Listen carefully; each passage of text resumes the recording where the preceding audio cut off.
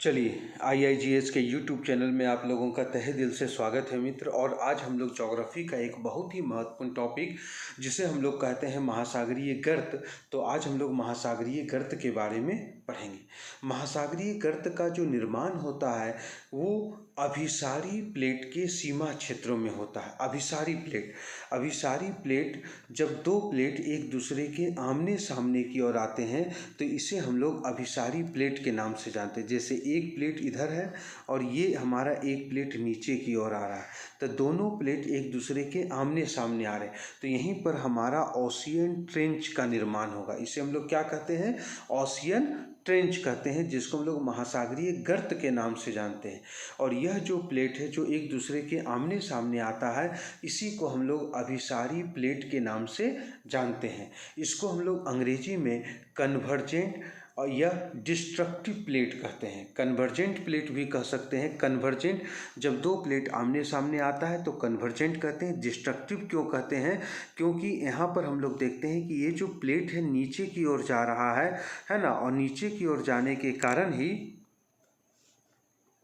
ये प्लेट किधर जा रहा है? नीचे की ओर जा रहा है, और नीचे के जाने के कारण यहाँ पर ये टूट जाएगा। अधिक टेम्परेचर के कारण यह पिघल जाएगा, और पिघलने के बाद फिर ये लावा के रूप में ऊपर आने लगता है, और फिर ये धरातल को तोड़ेगा तो ये ज्वालामुखी कहला जाएगा हमारा। तो इसी को हम लोग कन्वर्जेंट प्लेट भी कहेंगे, जब दो प्लेट एक दूसरे के आमने सामने आते हैं। या डिस्ट्रक्टिव प्लेट के नाम से भी हम लोग इसको जानते हैं। आइए अब इसी चीज़ को हम लोग देख लेते हैं। यहाँ पर different types of plate boundaries. तो प्लेट बाउंड्री जो हैं वो कितने प्रकार के होते हैं? तो वो 3 प्रकार के होते हैं। एक डाइवर्जेंट है, एक कन्वर्जेंट है, एक ट्रांसफॉर्म प्लेट है। डाइवर्जेंट में हम लोग क्या देखते हैं कि दो प्लेट एक दूसरे की विपरीत दिशा में जाता है। और जब दो प्लेट एक दूसरे की विपरीत दिशा में जाता है तो इसको हिंदी में अपसारी प्लेट कहते हैं। और इसी से हमारा क्या होता है? तो इसी से हमारा रीज का निर्माण होता है। याद रखिए, ये तो रीज का निर्माण होता है, ठीक है। जब दो प्लेट एक दूसरे के आमने सामने आते हैं तो इसको कन्वर्जेंट या डिस्ट्रक्टिव प्लेट के नाम से जानते हैं। और इसी से हमारा क्या होता है? ट्रेंच का निर्माण होता है।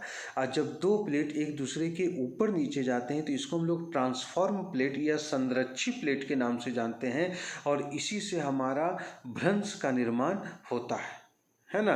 मतलब अधिकतर भ्रंश जो हैं वो संरक्षी प्लेट में ही हमें देखने को मिलते हैं मित्र, ठीक है। तो ये हमारा हो गया प्लेट के प्रकार, गति के आधार पर और दिशा के आधार पर, है ना। अब हम लोग ये देखेंगे कि हमारे महासागर में महत्वपूर्ण गर्त कौन कौन से हैं।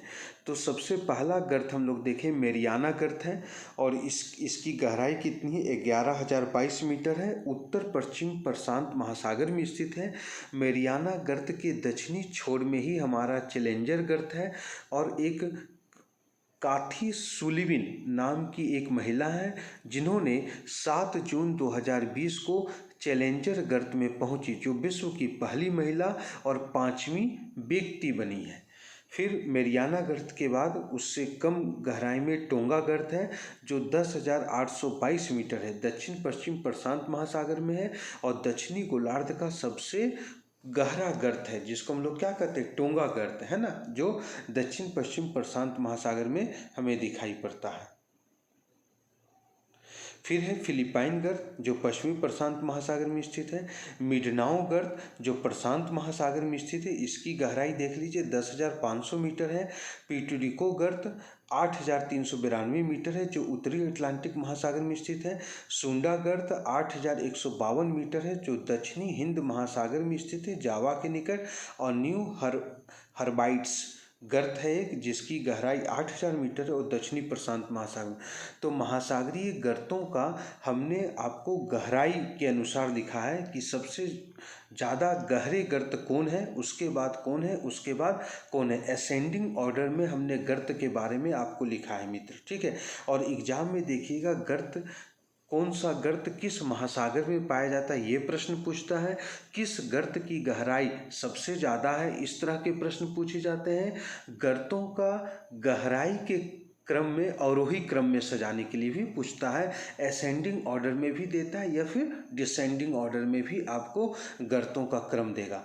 तो इस क्लास से आपको महासागरीय गर्त का निर्माण कैसे हुआ, गर्त कौन कौन से गर्त किस किस महासागर में स्थित हैं और गर्तों की गहराई का क्रम जो है वो सभी आपको दिया हुआ है। एक बार इसको देखेंगे और इसको पढ़िएगा मित्र, और साथ में साथ हमारा जो YouTube चैनल है इस YouTube चैनल को आप लोग सब्सक्राइब करेंगे और अपने दोस्तों मित्रों के साथ इस चैनल को शेयर भी करेंगे। ठीक है मित्र, तो आज हमने बहुत ही महत्वपूर्ण टॉपिक महासागरीय गर्त के बारे में पढ़ा, गर्त का निर्माण कैसे होता है ये भी हमने देखा, और गर्त किन किन महासागरों में कौन कौन से गर्त पाए जाते हैं इस चीज़ को भी हम लोगों ने देखा मित्र। ठीक है, तो आज के लिए बस इतना ही रहने दीजिए, है ना। नेक्स्ट क्लास में फिर हम लोग एक नए छोटे टॉपिक को लेकर आप लोगों के सामने उपस्थित होंगे।